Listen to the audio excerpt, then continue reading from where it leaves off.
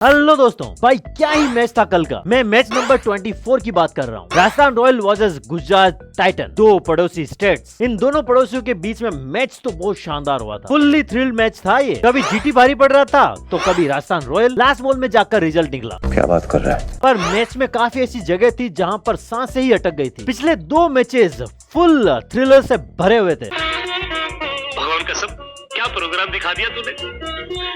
सच कहूं, जिंदगी में दो बार खुश हुआ हूं। एक दिन जब देश को आजादी मिली थी और एक दिन आज। लगता है पिछले कुछ मैचेस में आईपीएल के लिए क्रेज थोड़ा सा कम हो गया होगा ऑडियंस का, तभी ये इस तरह की कोई स्क्रिप्ट लिखी गई ताकि उसमें थ्रिल पूरा भरकर हो। क्यों मोटा भाई, सही कहा ना? मरना तेरे को डर नहीं लगता? ये नाम लगा के घूम रहा है तू, त्रिवेदी।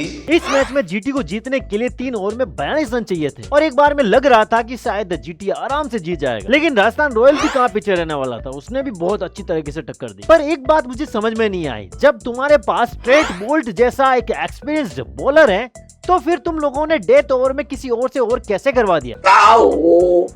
बताओ ना, कुछ तो बताओ।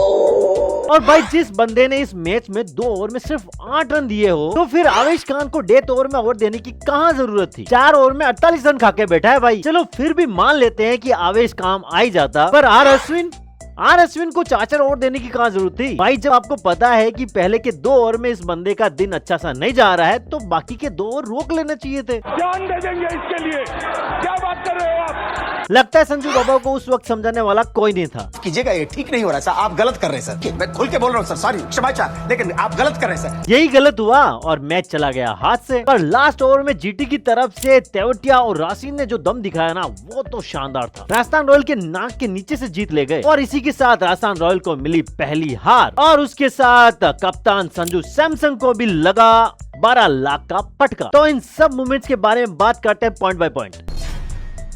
भाई मैच था राजस्थान रॉयल के होम ग्राउंड सवाई मान सिंह स्टेडियम जयपुर में। टॉस जीता जीटी ने और पहले बॉलिंग करने का फैसला लिया, क्योंकि यहाँ कभी कभी सेकंड इनिंग में ड्यू का फैक्टर रहता है। अरे कहना क्या चाहते हो? और कल तो काफी कुछ चीजें अलग से हुई। जैसे कल थोड़ा मैच लेट शुरू हुआ क्योंकि बताया जा रहा था कि शायद बारिश हो सकती है या आंधी तूफान आ सकता है, पर शायद ऊपर वाला भी ये मैच देखना चाहता था, इसलिए उसने पूरे के पूरे मौसम को बदल कर रख दिया। जब मौसम साफ हो जाता है तो राजस्थान रॉयल आती है बैटिंग करने के लिए। राजस्थान रॉयल की तरफ से सलामी जोड़ी आती है और वो पावर प्ले में सलामी देकर निकल जाती है। फिर संजू सैमसन टीम को संभालते हैं जैसा वो हमेशा करते हैं और उनका बखूबी साथ निभाते हैं रियान पराग। भाई जब से ये सीजन शुरू हुआ है रियान पराग हर एक बॉलर को कूटे जा रहा है। पता नहीं कौन से बाबा की चूर्ण हाथ लग गई इस बंदे को, पर जो भी हो ये नया रूप बहुत शानदार लग रहा है। रियान 2.0 बात तो सही है। रियान पराग ने इस मैच में 76 रन मारे, वो भी 48 बॉल में, 3 चौके और 5 असरदार छक्के। ये इस सीजन की उनकी तीसरी 50 है। वैसे तो कप्तान साहब की भी तो तीसरी 50 है इस मैच में। सैमसन ने भी 38 बॉल में 68 रन मारे, जिसमें 7 चौके और 2 छक्के शामिल थे। दोनों ने मिलकर तीसरे विकेट के लिए 130 रन की पार्टनरशिप करते हैं। यार लोग शायद एम ही कहते होंगे कि 3 तिगाड़ा काम बिगाड़ा। वैसे लगता है बिगाड़ा तो हुआ है जीटी की फील्डिंग देखकर। जीटी की तरफ से रियान और संजू के काफी कैच छोड़े गए और फील्डिंग भी वो दम नहीं दिखा इस जीटी टीम में। इसके चलते राजस्थान रॉयल 196 रन बना लेती है, जो एक वक्त के लिए विक्ट्री स्कोर था राजस्थान रॉयल का। देखिए, भगवान का दिया हुआ सब कुछ है,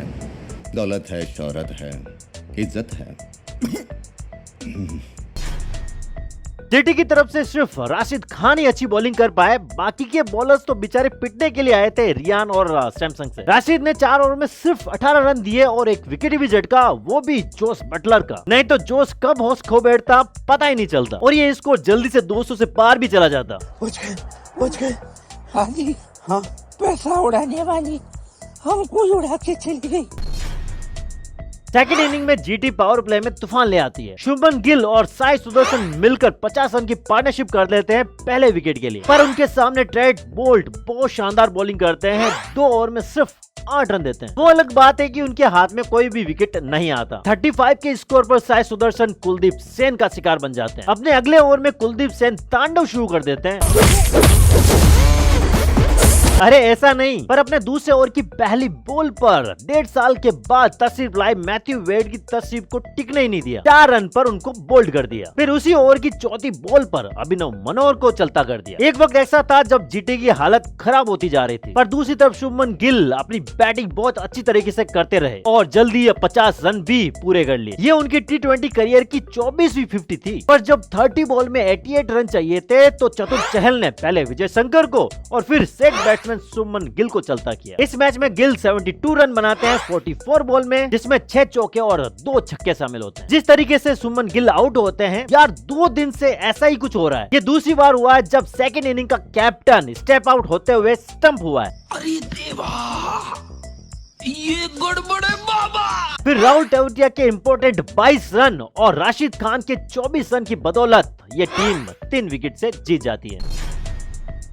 राजस्थान रॉयल की तरफ से कुलदीप सेन, ट्रेंट बोल्ट और युजवेंद्र चहल ने बहुत अच्छी बॉलिंग की। कुलदीप ने 4 ओवर में 41 रन देकर 3 विकेट लिए, पर डेथ ओवर में इनका चौथा ओवर बहुत महंगा पड़ गया। उसमें से एक नो बॉल भी पड़ गई। युजी ने 4 ओवर में 43 रन खाकर 2 विकेट निकाले। वैसे तो जिस तरह से इनकी बॉलिंग थी वैसे ये लोग जीत सकते थे। अरे वाह, लेकिन ऐसा कैसे हो सकता है? क्योंकि जब 15 बॉल में 40 रन चाहिए थे तब नए बैट्समैन आए थे राशिद खान। दूसरी तरफ तेवतिया रन बरसा ही रहे थे। तब शायद संजू सैमसन ट्रेंट बोल्ट को अगर बॉल थमा देते तो शायद रिजल्ट कुछ और होता। फिर जब 6 बॉल में 15 रन चाहिए थे तो सैमसन भाई ने आवेश को ओवर दे दिया। संजू भाई एक बात बताओ, ट्रेंट के ऊपर इसलिए करोड़ों खर्च किए ताकि वो सिर्फ फील्डिंग कर सके?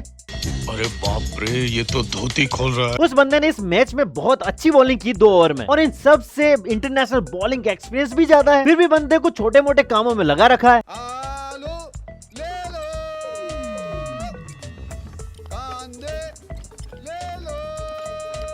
अब खैर जो भी हुआ है, राजस्थान रॉयल तो हार गया, पर इस मैच की लास्ट की 2 बॉल अभी भी हम लोगों को याद है, क्योंकि वहां पर कभी पलड़ा राजस्थान रॉयल की तरफ, कभी जीटी की तरफ जा रहा था और काफी लोगों की हवा टाइट हो गई थी। जब इजीली जीटी मैच जीत रहा था तो लास्ट की 2nd बॉल पर 3 रन के चक्कर में तेवतिया रन आउट हो जाते हैं। राजस्थान रॉयल के फैंस को लगा था ये मैच हम लोग जीत ही जाएंगे, क्योंकि लास्ट बॉल में चाहिए 2 रन, सामने राशिद खान और इनसे तो मैच छीन ही लेंगे। हलवाई क्या? पर राजस्थान रॉयल वाले ये भूल गए कि बॉलिंग तो आवेश खान कर रहे हैं, और आखिरकार वही हुआ जिसका डर था। राशिद खान ने चौका लगाकर जीटी को जिता दिया, और ये राजस्थान रॉयल की इस सीजन की पहली हार थी।